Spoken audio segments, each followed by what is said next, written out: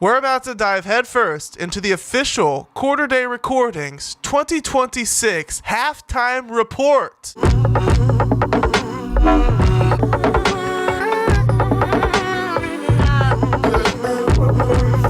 This is a big deal. So every 6 months, I am churning out a new version of this list, basically. So at the halfway point of every year, I'm doing a halftime report. So that means I'll round up all of the albums on June 30th. I can finalize that list because that's the end of the first 6 months of the year, from January 1st to June 30th. All albums considered. These are my top 12 albums. And before I even reveal it, I'm going to explain it as I did last year. The way I make the halftime report list is a little bit different than the year-end list. There is less albums on my halftime report list. 6 albums that are hip-hop and 6 albums that are not hip-hop. 12 albums as opposed to 18 that's on the year-end list. Boom! There they are, folks, in all their glory. I spent a lot of time crafting this list. You may ask yourself, how does it take time to craft a list of albums that you've already heard? Well, first off, there's a lot of them. And second off, I actually went through and I listened to each one of these albums, front to back, in full. Plus a bunch of others that were in consideration. And I narrowed it down to this. Like every album I've listened to this year, technically, was in consideration. So, in alphabetical order, we have Don't Be Dumb by A$AP Rocky, Casino by Baby Keem, We've Been After Each Other by cropscropscrops and Vaygrnt, The Pleasure Is Yours by GENA, The Mountain by Gorillaz, The Apple Tree Under the Sea by Hemlocke Springs, e.t.d.s, a mixtape by IDK, Trying Times by James Blake, To Whom This May Concern by Jill Scott, Bully Deluxe by Kanye West, Surrender by Navy Blue, and Help 2 by War Child Records. Yes, those are my 12 favorite albums of 2026, part 1. Go listen to all of these. I posted this list on various subreddits and different places on the internet, and it generated some good discussion. I'm very confident in this list. There's no cap in this list. Very little outside influence. Like, I haven't really been watching music critics necessarily, just been feeling my own path through this life recently, which is good. So this is my taste in 2026. Let's pop open each one and see what I have to say. I mean, A$AP Rocky actually fucking delivered. Wasn't sure if that was gonna happen. I even made some statements about that at the beginning of the year, right before this album dropped, that his album gap is unacceptable, even though that makes me sound like an ass. But I actually really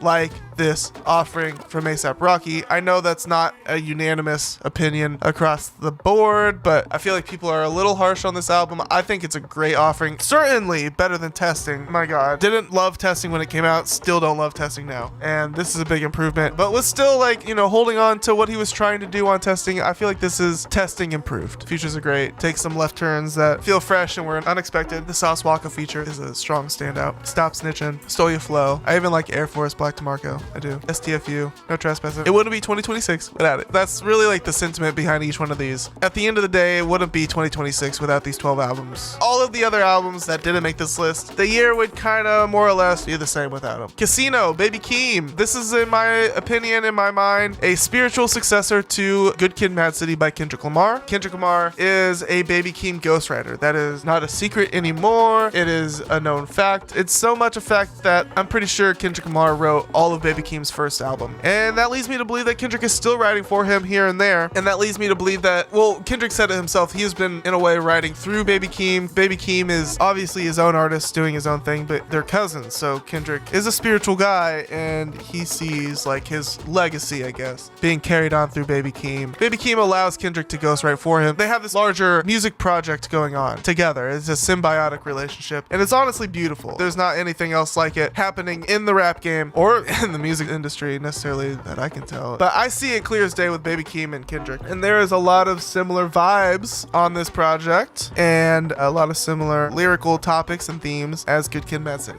So I'm led to believe that this is part a Kendrick project. I mean, it's released under the PG Lang label, and knowing what we know with Kendrick and his ghostwriting for Baby Keem, why not? I mean, it feels like it is. Why wouldn't it be? This is a spiritual successor to Good Kid, Mad City. You know, Good Kid, Mad City is from a younger person's perspective, from a teenager perspective. Baby Keem is the younger one. Kendrick can't write from that perspective anymore. Kendrick himself can't make a Good Kid, Mad City 2 because he's not 23 anymore. Baby Keem he might actually be 23, 24 or so. Grew up in the same area with members of the same family as Kendrick. It's like the next generation. This is Good Kid, Mad City Generation B. I don't know. And this album is incredible. It's so catchy. Short and sweet, 37 minutes, 11 songs. I mean, what can I say about it? If you haven't listened to it at this point, you're crazy. All right, now this is probably the most underground, most niche hip-hop record I have on here, at least. Cropscropscrops Cropscropscrops and Vaygrnt. Cropscropscrops is a Canadian, I guess he at least lives in Canada, rapper, white guy, but none of that has any weight on the sound of his music because this is like some of the most gray, and I mean this in a positive way, even though maybe it sounds negative, some of the most gray hip hop I've heard in a while, but that's not a great way of describing it. I just mean like it's very slow, dark, poetic. The whole album is Cropscropscrops lamenting on his life, and it's a sad record. I mean, it sounds sad. The tone is sad, but it's a surprising offering. And I found this just like on a random Reddit post that was like, I guess, part of the promo of this album. He's connected in some ways, whatever, this Fused Arrow Records, an indie label. So they were able to kind of get their name out this year. I'd never heard of these guys until this year, but I can't get enough of this project. I really can't. It came out January 15th, so it's been with me all year practically, and there's nothing else like it right now in 2026. This one really stands out compared to like Elucid is featured on here. If you like Elucid, maybe that's a good pathway for this project, but I like this more than the Elucid project. That's a good example as far as these like low-key, depressed, gray hip-hop, that kind of subgenre, maybe even like Earl Sweatshirt Mike type of shit. I'm liking this one more. And as you'll notice, Earl Sweatshirt Mike, they don't make this list. They're not making the cut. They just didn't. That album did not impress me. But next up we got GENA. This is Liv, who's an R&B artist. I discovered Liv when I went to go see Earl Sweatshirt in concert for the first time in 2018. She opened up for him. Liv and Baby Mother opened up for Earl, and that was how I discovered her. Kept up with Liv a little bit since then. Never clicked with any of her albums. But then she formed this group GENA, which is Liv and some other producer that I don't have the name of right here, but together Liv and this other producer or instrumentalist or musician make GENA.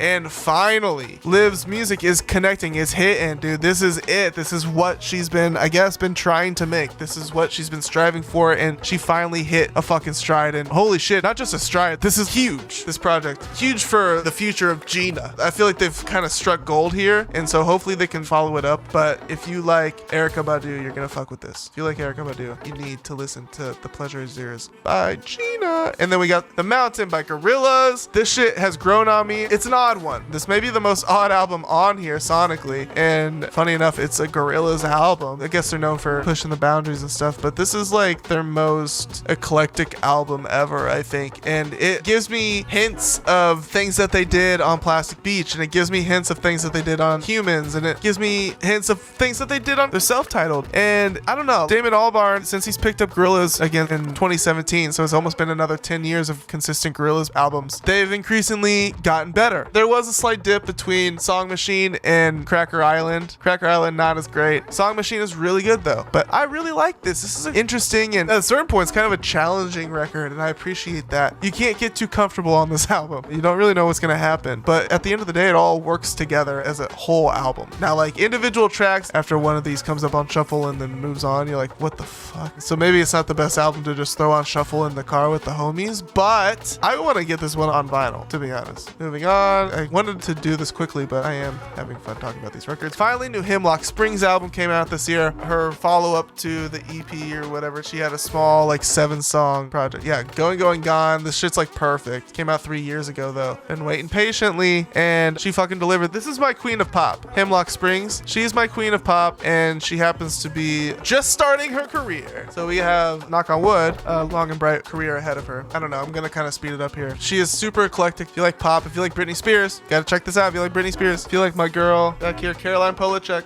right here. See that poster? That girl right there behind me? That's Caroline Polachek. If you like Caroline Polachek's music, you like Hemlocke Springs. If you like Hemlocke Springs music, you like Caroline Polachek. And then we got the IDK mixtape, his best project ever. I told my friend, we were talking about this project when it came out. I told him, yo, if this was IDK's first project, like if this was his first introduction to the game, if he dropped the shit out of the blue, what I'm trying to say is that would have been interesting. He's been kind of dropping mostly mid for the last 10 years, in my opinion, but I've been keeping up at least. It's not bad. It's just been kind of mid. I felt like he's always been trying to do something that he doesn't have the chops for, but this shit is fucking phenomenal, dude. And it's not just the features. The features are just cherries on top. Somehow he pulled together like the most impressive rap feature list on any hip-hop project this year, but that's not to say that they carry it. They just add little surprises here and there because this thing is like super memorable. That's usually what I'm missing from JIDK. Like one of my problems with IDK is his derivative approaches, kind of like Jimmy Poindexter, kind of suffering a little bit of the same thing. IDK and Jimmy Poindexter. JIDK is a little bit derivative, but this one is fucking awesome. I really wasn't quite sure sure if it was gonna make this list, but after listening to them all, after stacking up my favorite albums of the year so far, front to back, actually giving them the time of day, I mean, this shit is genuinely great. And it's not just the features that carry it. IDK himself carries his own project, and I'm proud of him for that. I hope he can follow it up with more. Like I was saying earlier, if this was his first project, like if this was like a studio debut, if this was his Good Kid, Mad City on Interscope Records, he would be primed to like be crowned the 2020s king. Kendrick might be about to hand him the crown type shit. It's just he's a little bit older, I think, at this point. He's probably 30 or in his 30s, which is like 10 years older than Kendrick was when he got the crown from Snoop. James Blake, Trying Times, can't get enough of this record. His best record, maybe since his 2016 project, to be honest. Like Assume Form, a little overrated. It's not too great. The Color in Anything. This is the album that made me consider myself a James Blake fan when it came out. This one kind of weak, to be honest. There's some really good tracks on it though, sprinkled throughout. Playing Robots in Heaven, no, that one was not it. But Trying Times, James Blake has fucking hit this stride that I am vibing with so well. It doesn't sound anything like the other one that I like of his, The Color in Anything, but it's hitting these emotions that I'm really, really loving. Standout for me is Days Go By. The song is magical for real. But the whole thing, front to back, it's glorious. I love it. It's totally for me. Maybe he had an idea of who he was making this album for. I don't know what he had in his head, but it was for me. So I highly recommend it. Also, the Jill Scott, To Whom This May Concern. This is slam poetry. I want to compare it to Pimp a Butterfly. Like, just very poetic. I guess you call it slam poetry. Regardless, this shit is a testament to beauty. Black beauty, right? And it's got some rap features on it, but really at the end of the day, it's Jill Scott, still the most talented motherfucker. Like, my God, we are blessed. We don't even deserve a Jill Scott album in 2026, but she decided to bless us with one, and a great one at that. One with like great feature list too. Jid, Absol, Too Short, and Tierra Whack, like rap features specifically. And my standout is Pressure, which was one of the singles. Such a sticky song, dude. This shit gets stuck in my head instantly.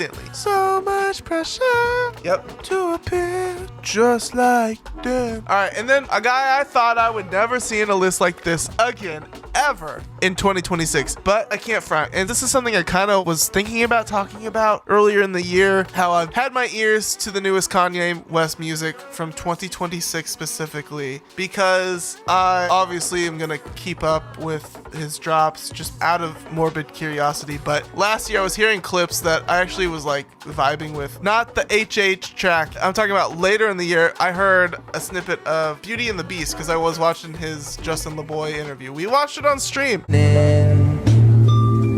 It's a few things I'm overcoming. It's a shame. Melodies are nice. Beauty and the Beast played, and I remember vibing. I did it on stream. It's all documented. I was like, damn, bro, this song is fire. Super sticky. And so, like, whenever Bully came out and it had that track on it, I listened. So I was going to listen regardless. But Kanye is mentally ill, guys, and that's no secret. Kanye is upfront about that at this point. Now, that is no excuse for his racism, but he has made steps in the right direction as of earlier this year. It sounds funny to say. It's like, yo, Kanye talked to a rabbi and now he's back to being cool with the Jewish community. That's not doing it alone, and I'm not even Jewish, so I'm not making any dictations here or anything. I'm just saying, like, taking everything into account. Kanye is actually severely bipolar. He has manic and depressive episodes that are uncontrollable and extreme. Uncontrollable is kind of air quotes. He's obviously a grown-ass man and a billionaire, and he's in control of his actions at the end of the day. And we're also not forgetting the sexual assaults lawsuits with Lauren Pisciotto, which I have heavily covered. None of that is off the table. What I'm trying to say is I find Kanye West to be a very extremely interesting artist. He is an interesting human, and he is obviously extremely talented, and he is very emotionally complex, and he has a lot of demons. And so when a person with a lot of demons is extremely talented and has the work ethic and the productivity like Kanye West does, I can't help but be fascinated by what they consume. Now, if they're making Nazi music, I'm not consuming that. I never even streamed HH once. Never heard it except for when we reacted to some video that had it playing in the background. But being that Kanye has made steps to apologize and listen, not just apologize, but he has taken steps to actively listen, and that's where Kanye might actually be able to drag his way out of this.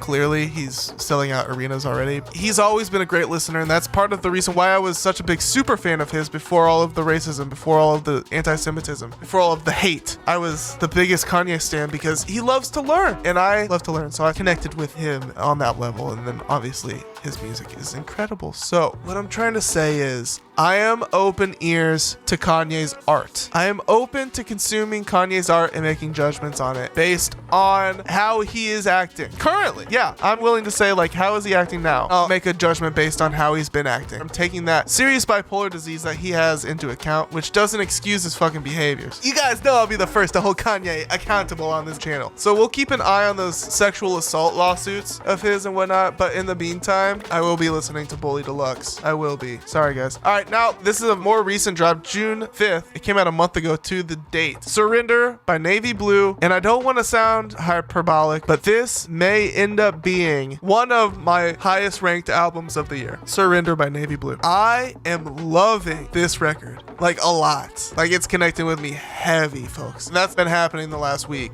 Heavy. So this is a current love of mine, and I'm really happy that it came out just in time to make the halftime report list. And I'm really happy that I recognize my love for it just in time and everything to make this list. It's got me going back because Navy Blue, he's already made my projects of the decade list once this decade. Ways of Knowing by Navy Blue. So it's got me going revisiting this one, which I already love. This is my 18 favorite projects of each year this decade from 2020 to 2025. Navy Blue made that top 18 in 2023, and it's got me going back revisiting this. If you listen to Ways of Knowing and then listen to Surrender, you listen to those two albums back to back, it's a fantastic experience. I did it like twice. But I think we got one last to touch on here. Help 2 by War Child Records. This is like the only indie placement I have on here, but it's a doozy and it kind of covers all of the indie bases because this is a compilation album. War Child Records, I guess it is an actual like independent label, but I don't think all of these people are signed to War Child Records. I don't know what's going on exactly. I haven't done any research into this, but each song is a different indie artist. It's such a trip because this is a collection of all of the indie artists that I actually keep up with. Like, my indie knowledge doesn't go as deep as my hip hop knowledge. So sometimes I feel like I'm kind of on the surface with the new indie shit coming out. I probably am, but this is my niche as far as like new indie artists this decade. And not all of them are new. So I say new and then I'm about to say Arctic Monkeys, Damon Albarn, but stay with me. Arctic Monkeys, Damon Albarn, Black Country New Road, The Last Dinner Party, Beth Gibbons. She's been releasing solo albums recently. Arouge, Aftab, King Cruel, Depeche Mode. You know the Rubbers song by Phoenix Flexin? The AI shit where he's trying to be like, yo, I'm Morrissey. This is the vibe in 2026, but it's obviously AI. This is the real shit in 2026. This Depeche Mode track, Universal Soldier. If you want something like Rubbers in 2026 that's actually not AI, stream Universal Soldier by Depeche Mode and War Child Records. English Teacher, Baba Doobie, Big Thief, Fontaines DC, Cameron Winter, Young Fathers, Pulp, Sampha, Wet Leg. Like, these are all of the big hitters, and then it caps it off with fucking Olivia Rodrigo. This record is awesome. It came out January 24th, and it takes you for a ride. I highly recommend it. Great political messages too. It's awesome. So yes, this is it in its glory. The official Quarter Day Recordings 2026 halftime report.